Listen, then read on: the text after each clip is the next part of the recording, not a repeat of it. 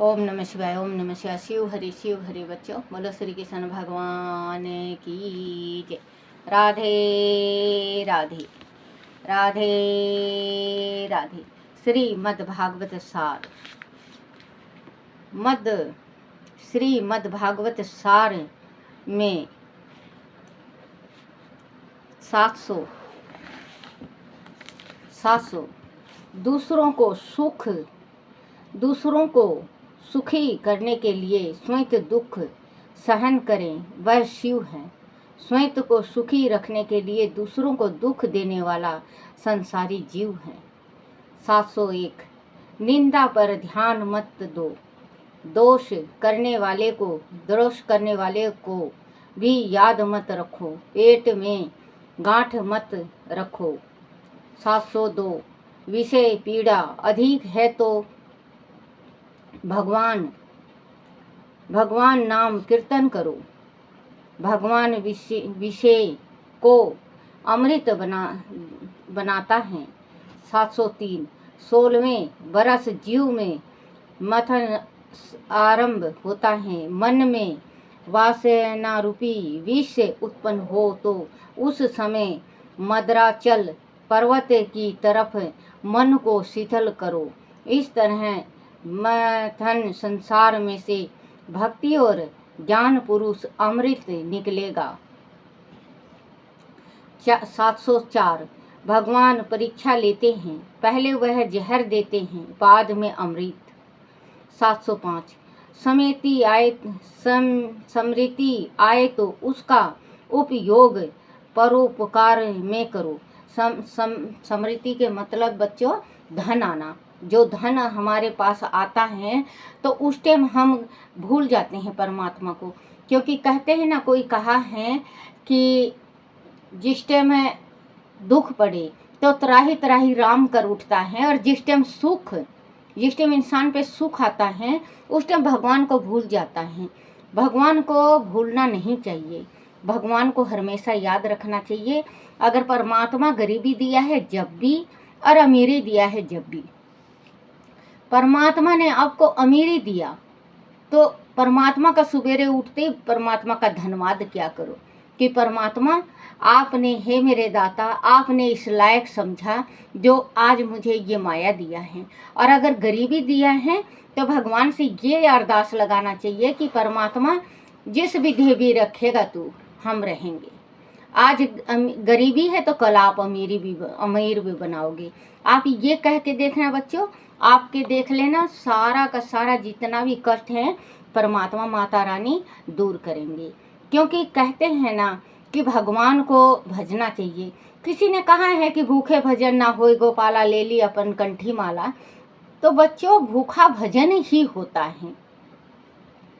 आप कभी भी देखना, अगर पेट में अन्न नहीं होगा जब भी भगवान को सुमरोगे, और पेट में अगर अन्न पड़ा और पेट भरा, आपको निंद्रा सताने लगेगी, आपको नींद आने लगेगी, क्योंकि आप आलस, आपके शरीर में जो अन्न गया है, पूर्णा गई है, वो तुम्हें आजमाती हैं कि देखूं तो मैं इनके पेट में जाके, जब पेट भर जाता है, छोटा सा गड्ढा कभी भरने में नहीं आता बच्चों।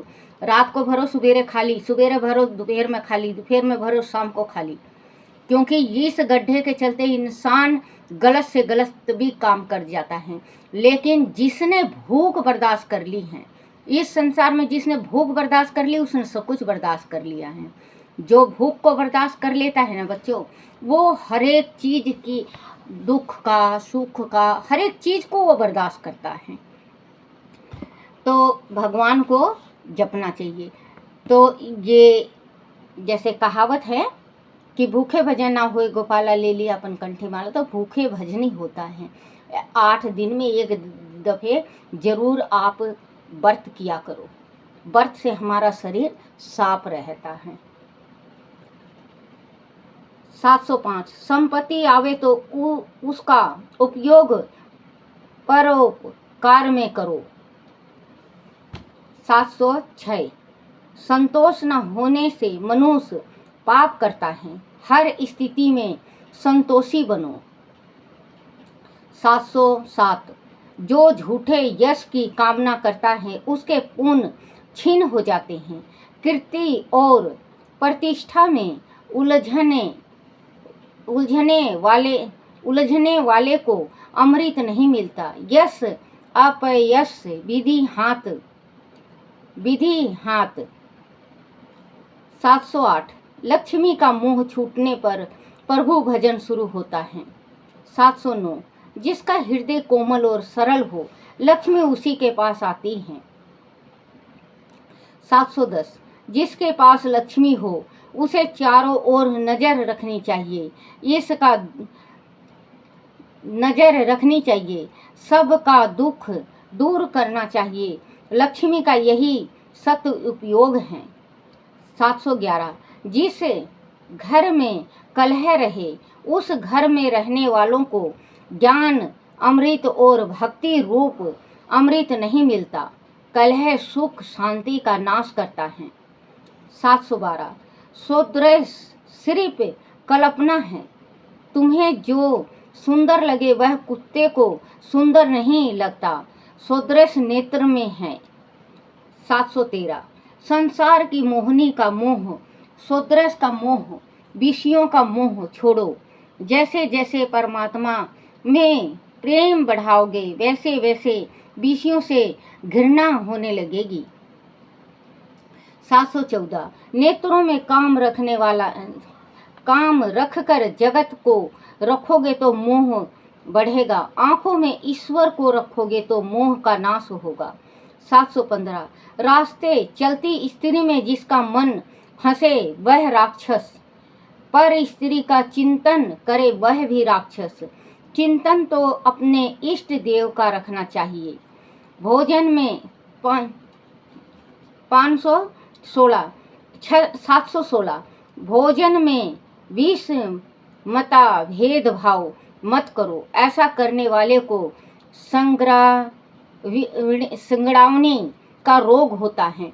बच्चों, जो अपनी रसोई में इसमें ये दिया हुआ है कि भोजन में विष मत, तो इसका मतलब ये है कि जो भोजन में दुर्हात करता है, जो स्त्री रसोई बनाती हैं और रसोई जिस टाइम परोसती हैं, उस टाइम अपने को ज़्यादा, किसी को थोड़ा, अपने सास ससुर को और। जैसे एक किस्सा याद आ गया बच्चों, मुझे वो किस्सा मैं सुना रही हूँ, ये सरवन का है। तो सरवन खेती किया करता। सरवन बहुत लायक वर था, माता पिता का बहुत सेवा किया करता, लेकिन उसकी एक छोटी सी गलती थी, वो अपनी पत्नी के ऊपर छोड़ दिया। बस भूल सरवन से यहीं पे हुई कि वो अपनी पत्नी के ऊपर छोड़ दिया, क्योंकि पत्नी की भी मानो, लेकिन इतना मानो बच्चों जितना निभ जाए। माँ की भी सुनो, ये नहीं कि माँ की सुन रहे हो पत्नी की नहीं, दोनों की सुनो। आपके वास्ते उतना ही जरूरी है, जितना जरूरी आपके वास्ते माँ है, उतनी ही जरूरी पत्नी है। क्योंकि माँ आपको गर्भ में रख के 9 महीना आपको जनती है और 3 साल गिले में सो के आपको बड़ा करती है। माँ का भी उतना ही हक, और आपकी स्त्री का भी उतना ही हक है जो आपके संतान को 9 महीना गर्भ में रख के जनती है और 3 महीना गिले में सोती है। माँ और पत्नी दोनों का बराबर हिस्सा बेटे में होता है, सोचने वाले को। लेकिन आजकल बच्चों, आजकल जमाना बदल गया है, बुजुर्ग हो जाएंगे, माँ बाप वृद्धाश्रम में डाल देते हैं। कोई बात नहीं, वो तो परमात्मा लिखा हुआ है। तो सरवन का बता रही हूँ। सरवन खेती किया करता। सरवन ने बस एक भूल की छोटी सी, वो अपनी पत्नी के भरोसे अपने माँ बाप को छोड़ जाता। पत्नी ने क्या किया, कुम्हार के यहाँ जाके एक घड़ा बनवा ली। एक तरफ खीर बनाती थी, एक तरफ खिचड़ी। तो बहुत सालों तक ऐसे ही चला, बहुत सालों तक। एक दिन सरवन के सिर में दर्द हो गया अचानक, और उसे घर आना पड़ा। और खिचड़ी और खीर दोनों तैयार हुए उस टाइम। उसकी स्त्री खाना परोस के उनको खिला नहीं सकी। वो कहने लगा, भगवान तू खाना बना ली है, खाना बन गया? सरवन की पत्नी ने कहा, हाँ स्वामी खाना बन गया है। बोले खाना बन गया तो पिताजी के वास्ते, माताजी के वास्ते परोस दो। अब वो खिचड़ी डाले, क्योंकि एक हांडी में 2 पेट था बच्चों, एक में खिचड़ी, उतना ही खिचड़ी और उतना ही खीर। अब वो शर्माती हुई और लजाती हुई, अपने पाप को छिपाती हुई, खीर दोनों थाली में परोस के श्रवण को दिए और श्रवण ले गया अपने माँ पिता को खिलाने लगा। पिता ने कहा, बेटा आज कोई त्योहार है क्या? बोले नहीं नहीं पिताजी, आज त्योहार कोई नहीं है। माँ कहने लगी, नहीं बेटा आज कोई त्योहार होगा। बोले क्यों माँ? बोले देखो आज तो हमें खीर मिला है। बोले नहीं माँ, खीर तो रोज ही बनता है, कभी भी हमारे यहाँ खिचड़ी नहीं बनता। बोले नहीं बेटा, कईयन वर्षों बीत गए, हमें कईयन वर्षों, खीर तो आज खाए हैं।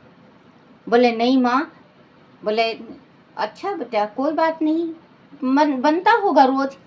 माँ बाप ने कहा, माँ ने इशारा किया अपने पति के तरफ, हाथ किया कि चुप रहो, तो कहे कोई बात नहीं बेटा। श्रवण कहने लगा, बोले चल भगवान घाल हमारे भी। अब उस हांडी में 2 ही थाली खीर का।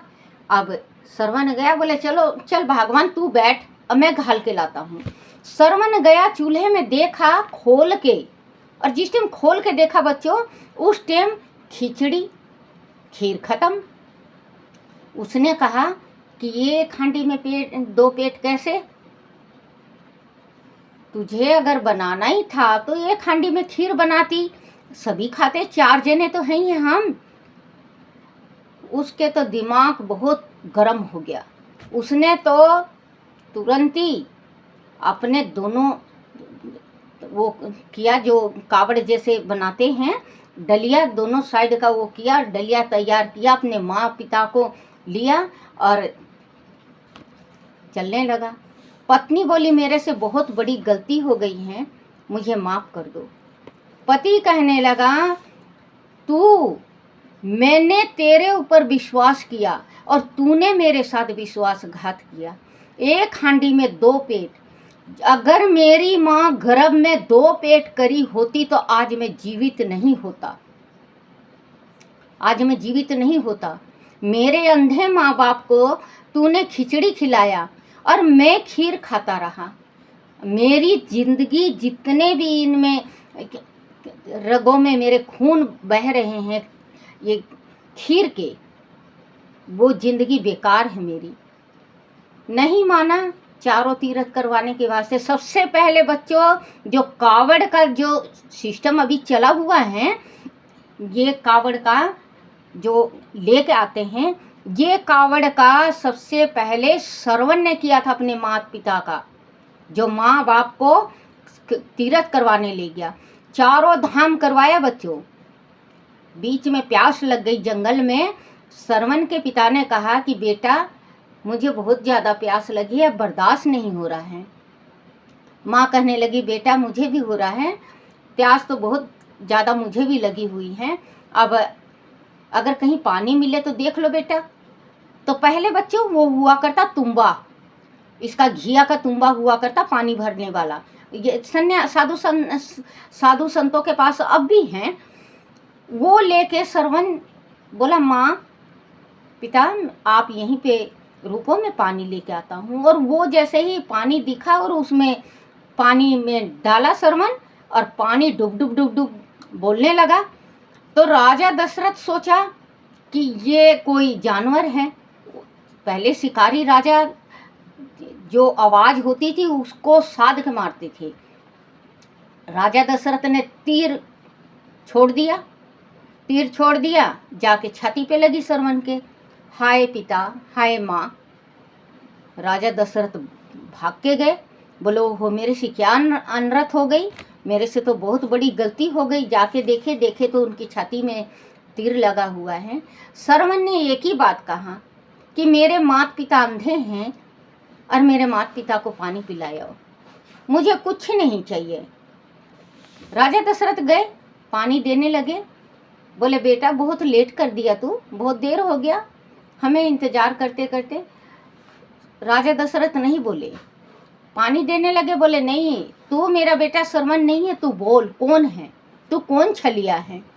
वो कहने लगे, बोले राजा, मैं राजा दशरथ हूँ और आपके पुत्र की हत्या होगी मेरे से। दोनों तड़प के मर गए। देखो बच्चों, एक छोटी सी भूल के कारण पूरा घर तबाह हो गया। छोटी सी भूल के कारण, अगर उन श्रवण की पत्नी ये भूल नहीं करती तो घर तबाह नहीं होता, सारा घर तबाह हो गया।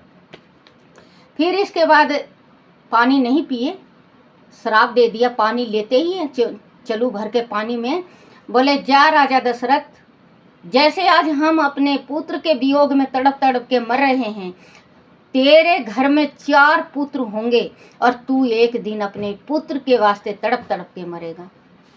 तो राम हुए, राम और भरत, शत्रुघ्न, लखन, 4 पुत्र हुए इनके।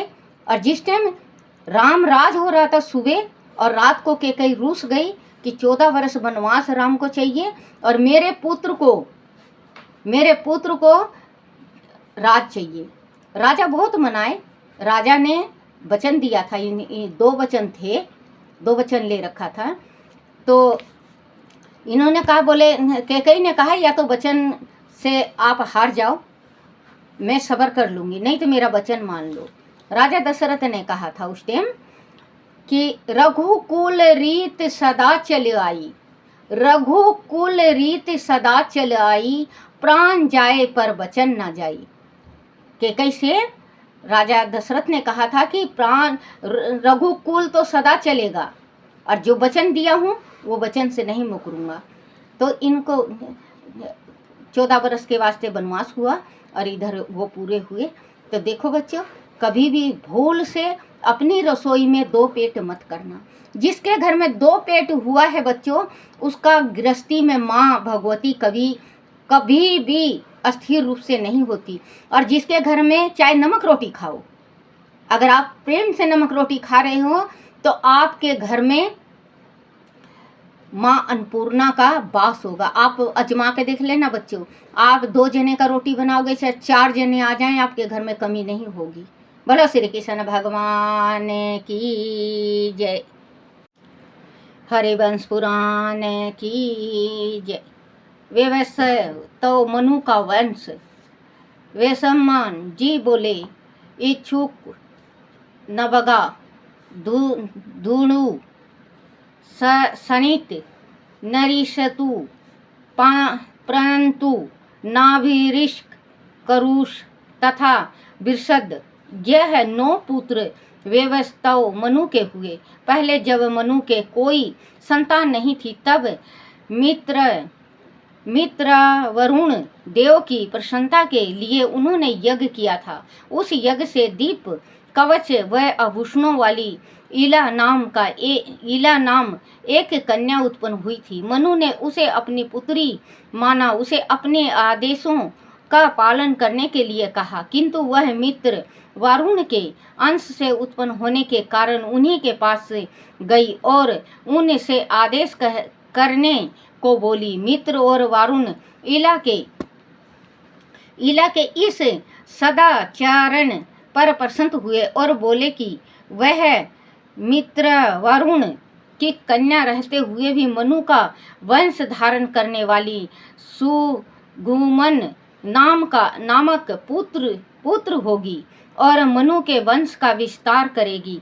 तब ईला मित्र वरुण की आज्ञा से मनु के पास लौट आई, किंतु मार्ग में ही चंद्रमा का पुत्र बुध ईला को देखकर उसके रूप यौवन पर आसक्त हो गया। ईला भी बुध पर अनुरक्त हो गई। अंत उसने बुध के प्रणय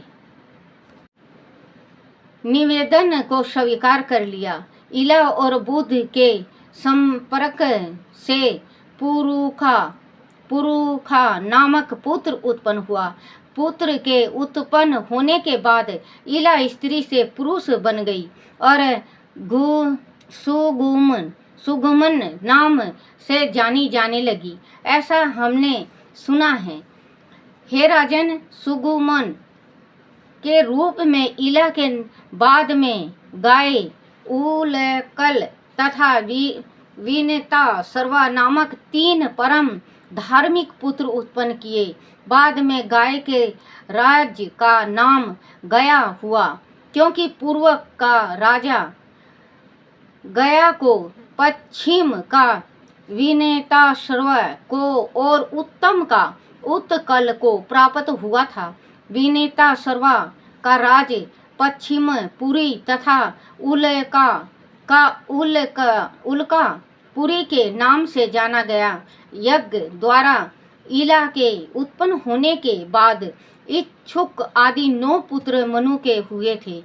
उनमें इला अर्थात सुगुमन को जोड़ देने पर कुल 10 पुत्र हुए, किंतु इला स्त्री रूप में उत्पन्न हुई थी। अंत कुछ लोग मनु के 9 पुत्र और 1 पुत्री का होना चाहते हैं। मनु के सूर्य लोक चले जाने पर जेठ एवं सर्वोत्तम होने के कारण इच्छुक ही मनु का उत्तराधिकारी हुआ। तब पृथ्वी को 10 भागों में बांटकर इच्छुक इसके 8 भाइयों तथा बहन इला ने सुगमन के पुरुष रूप में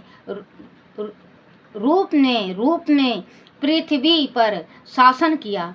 सुगमन को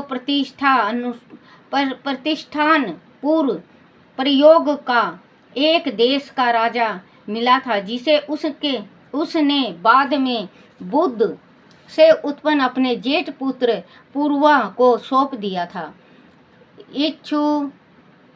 इच्छुकु को ज्येष्ठ होने के कारण मध्य देश का शासन मिला था। वैशंपायन जी आगे बोले, उत्तरकाल के 3 पुत्र दुष्टक, अम्बरीश तथा दंड हुए। दंड ने तप ऋषियों के परम धाम दंडकारण्य का निर्माण किया। उस दंडक वन में प्रवेश करने से ही मनुष्य पाप मुक्त हो जाता है। क्षेत्रा युग में विष्णु के अवतार रामचंद्र ने वह भी जानकी और लक्ष्मण सहित वास किया था।